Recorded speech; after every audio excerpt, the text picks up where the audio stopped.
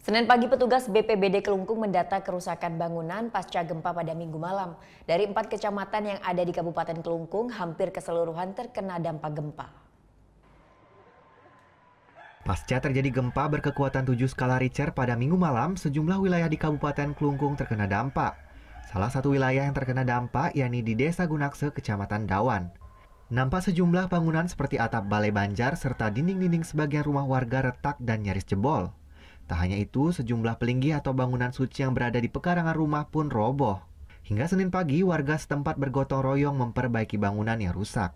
Waktu itu kan panik, biar nggak roboh gitu, dikasih penyangga gitu. Bapak sempat panik ya?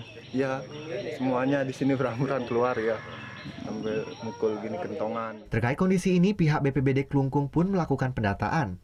Petugas dibagi menjadi 2 tim yang ditempatkan di masing-masing kecamatan. Dari data sementara, kerugian ditaksir mencapai puluhan juta rupiah. Melakukan pengecekan ke rumah-rumah warga yang mengalami kerusakan, terus kita mendata berapa kerugian. Berapa tim yang disebar untuk mendata ini, Pak?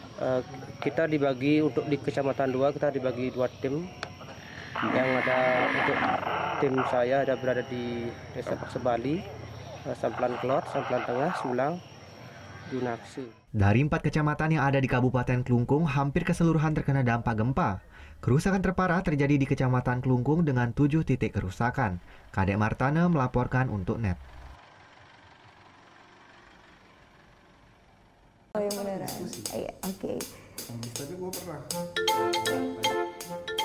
Nah, udah kan untuk beritanya? Jangan lupa di-subscribe, di-like, dan juga di-komen ya akun YouTube dari Net Bali. Terima kasih udah subscribe. Yang belum, jangan sampai lupa. Di sebelah sini nih.